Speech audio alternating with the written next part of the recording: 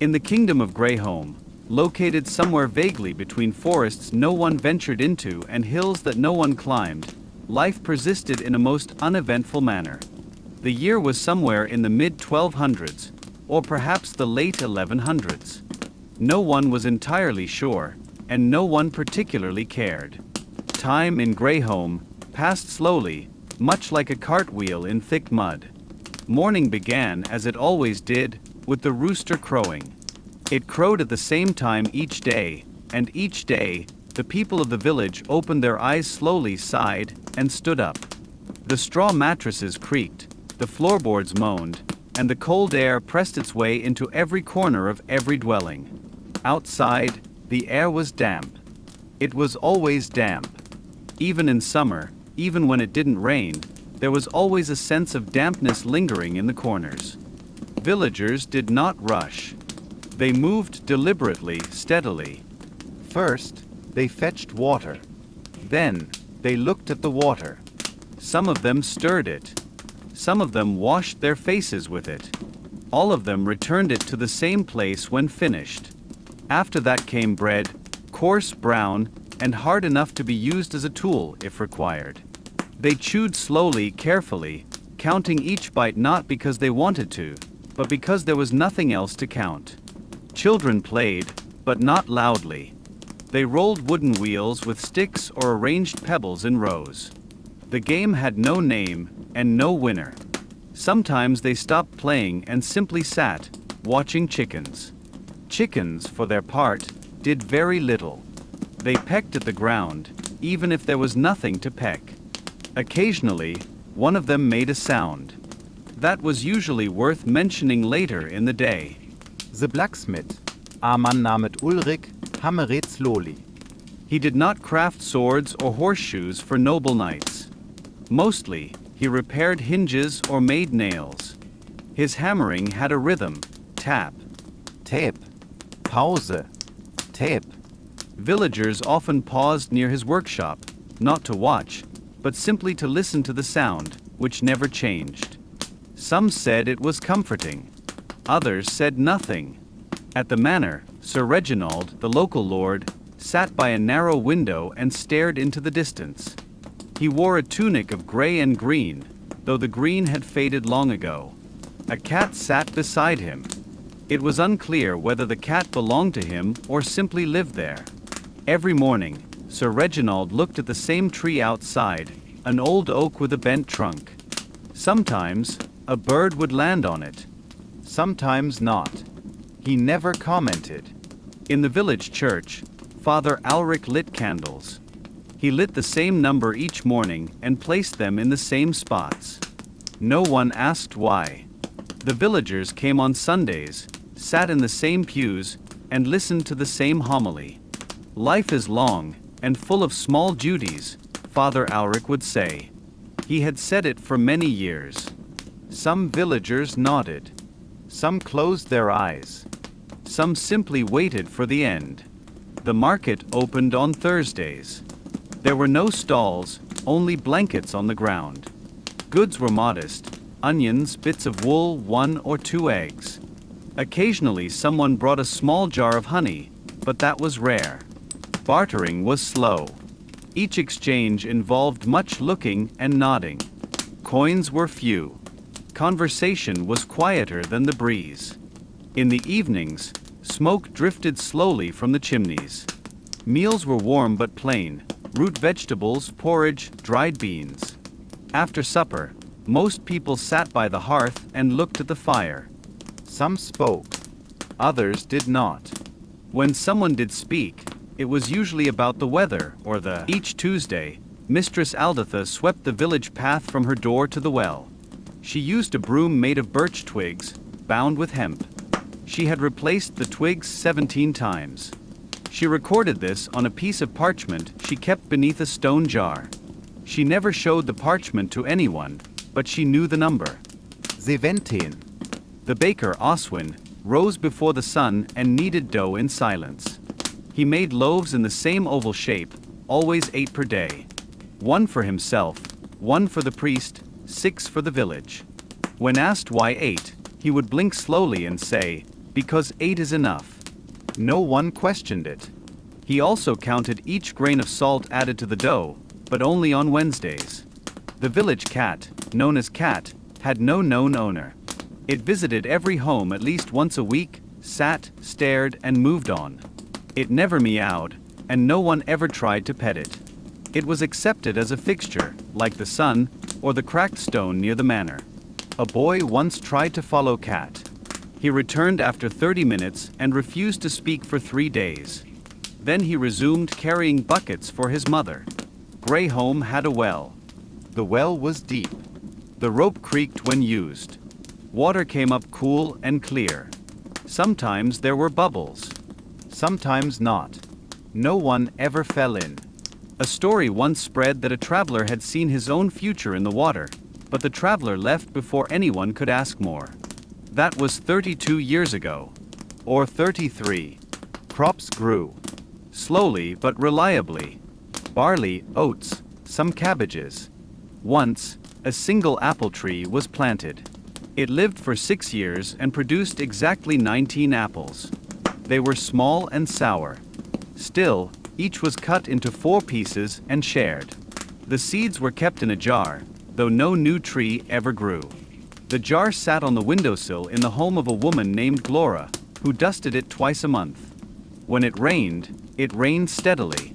Not hard. Not soft. Just rain. People moved slower when it rained. Horses stood still. The roof of the church dripped once, then again, in the same place. The bucket beneath it was never emptied, it never filled. A man once tried to count the drips. He stopped at 301, then fell asleep. Old Elric sat near the fire every evening and smoked a pipe. The pipe had a small crack in the stem. He never mentioned it. He never told stories. People assumed he knew many, but he never shared. When asked what he was thinking, he would say, "The same as yesterday." No one knew what that meant, but it seemed to satisfy. In winter, villagers wore the same cloaks as in summer, only with more layers beneath. The snow came slowly, melted slowly. Children made shapes in the snow. Not animals. Not castles. Just shapes. Circles. Lines. A boy once made a square and stood in it for an hour. That evening, he had soup and said nothing. On the edge of the village stood a single post with a rope tied around it. No one knew why it was there. The rope was replaced once every 2 years. By whom, it was never clear. The post leaned slightly to the left. A girl once asked her grandfather what the post was for. He said, "It's to remind us." Of what, he did not say. In the manor kitchen, a servant named Meg counted potatoes. She did this every Friday. The number rarely changed. Sometimes 32, sometimes 31. 29. That day, everyone spoke in whispers. The next week, it was back to 31. Meg never explained. Once, a fox was seen near the woodpile. It paused, looked at the village. Others did not. When someone did speak, it was usually about the weather, or the health of a chicken, or the unusual shape of a cloud seen 3 days earlier. Travelers did not come to Greyholme. The road was long, and the kingdom had no great hall, no inns of note, no local legend, no famous relic. There was a small rock near the eastern field that some said resembled a sheep if viewed from a certain angle, but even that lost interest after the second glance. Each week resembled the last. Time passed like smoke through rafters, slow, silent, and unnoticed. There was no war, no festival, no illness beyond the occasional cough. Nothing of great importance happened, and that in itself became the most reliable truth of the land. The seasons changed, but only slightly. Spring brought a hint of green. Summer, a little warmed. Autumn, some yellowed leaves. Winter, cold wind and frozen earth. Each transition was expected, and the villagers adjust without complaint or celebration.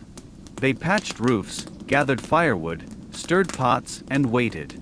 When someone died, bells rang once. The service was brief. People bowed their heads. Then life continued, as it always did. New children were born, just as quiet and pale as the rest. They grew up slowly. They learned to carry water, to mend clothes, to avoid stepping on the sharpest stones. Once, a bard passed through. He played a tune on a lute, sang a verse about a king who had once slain a dragon, and then moved on. The villagers listened, nodded, and then returned to their routines. The children remembered the story for a few days, then forgot. The bard was not mentioned again. So it went. The sun rose and set. The fields grew, then lay fallow. The animals slept, then woke. The same words were said, the same paths were walked, the same logs burned. There was no hurry. No Abwehrwahl. Just the long gray rhythm of Greyholm. The road leading south from Greyholm was lined with stones, not placed there by design, but simply as a result of time and the occasional dragging of carts. Moss grew between them, and in spring, small white flowers appeared. No one picked them. There was no reason to. The road curved once, slightly, and then continued straight. Travelers sometimes spoke of reaching distant towns, but no one in Greyholm had seen these places, and no one seemed curious. Sir Reginald, as he did every fourth evening, walked the perimeter of his estate. It took him 37 steps to reach the far hedge, 12 to turn the corner, and another 37 to return. He always paused at the same spot, a flat stone with a crack in it shaped vaguely like a spoon. He never stepped on it. No von Knie VHY. The servant speculated, but only once, and never again. At the mill, the wheel turned. It creaked slightly when the wind blew from the east. The miller, Hob, listened to the creak but never adjusted. He said it reminded him of his father's voice, though no one had ever heard the man speak. Flour dust covered everything: his clothes, his beard, the air around him. Some said the flour entered dreams. No one remembered their dreams, so no one could be sure. Cows wandered the pasture with the same deliberate pace as their owners. They ate, then stood, then lay down. One had a white spot shaped like a spoon. This caused a brief excitement that lasted 3 days.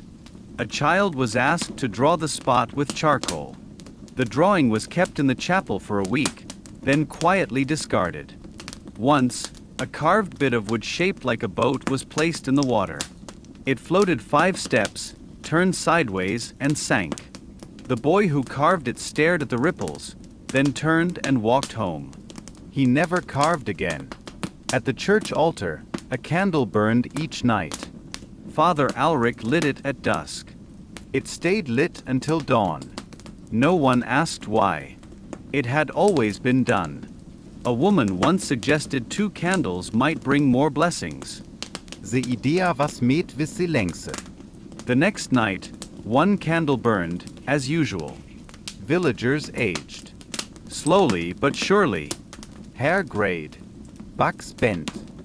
Voices softened. When someone reached their 60th year, they were given a blanket. Always the same color, gray with a brown stripe.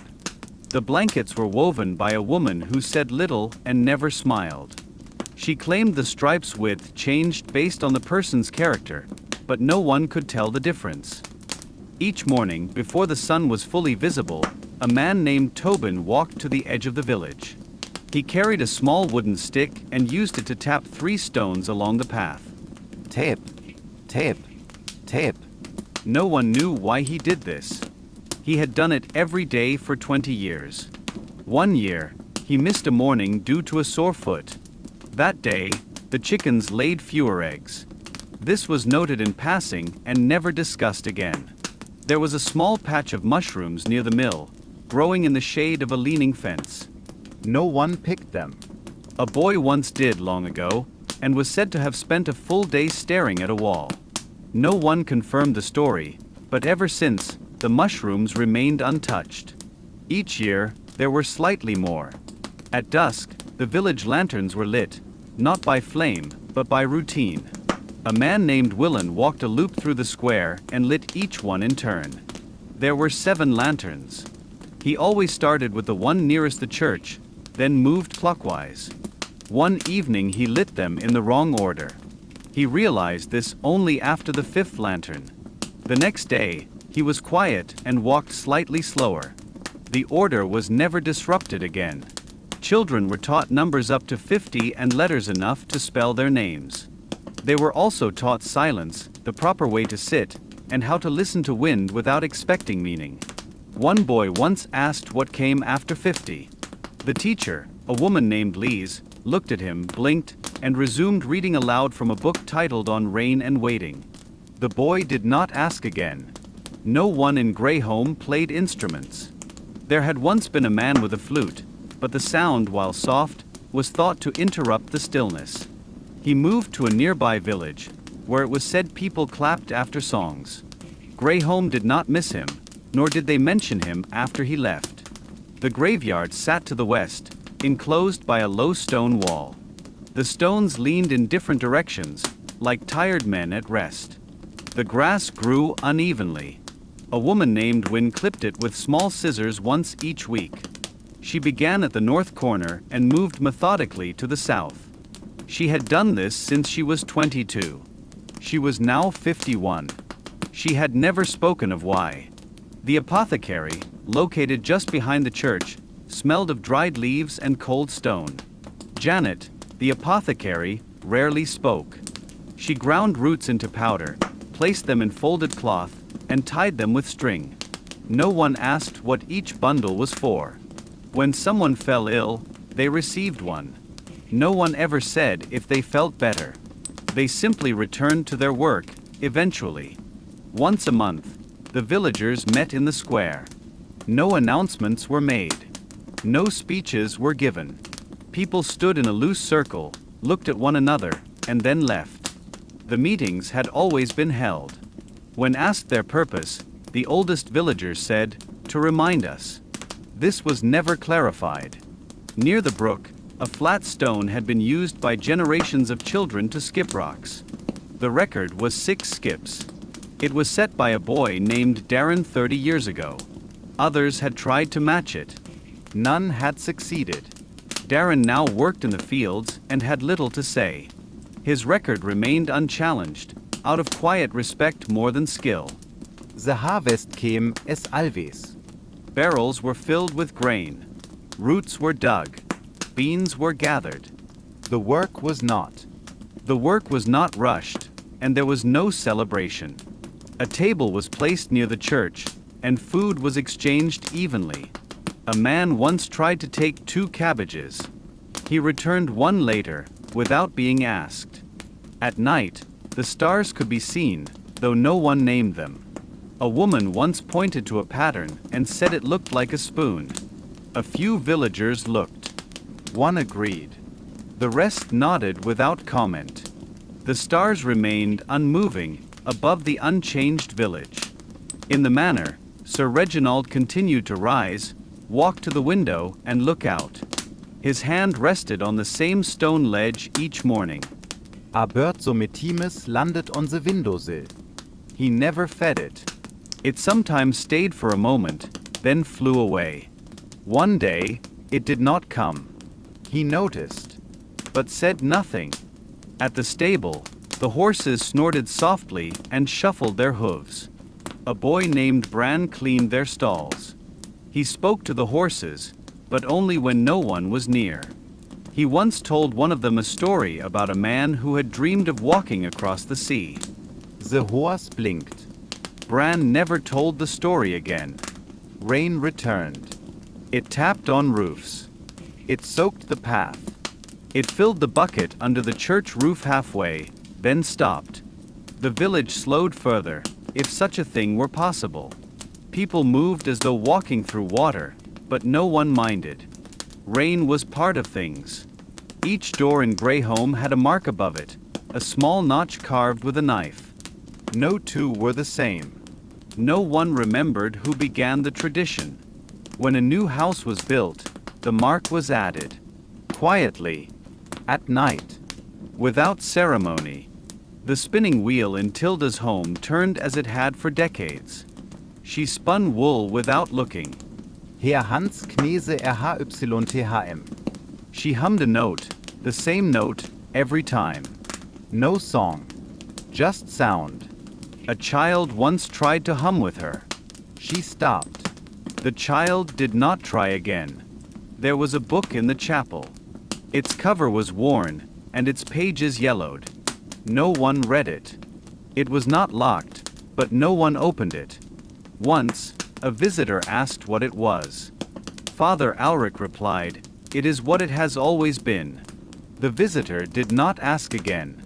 A hen laid an unusually large egg. It was shown to 3 neighbors. They each nodded, then returned home. The egg was cooked. It tasted like any other. Still, it was mentioned twice that week, then never again.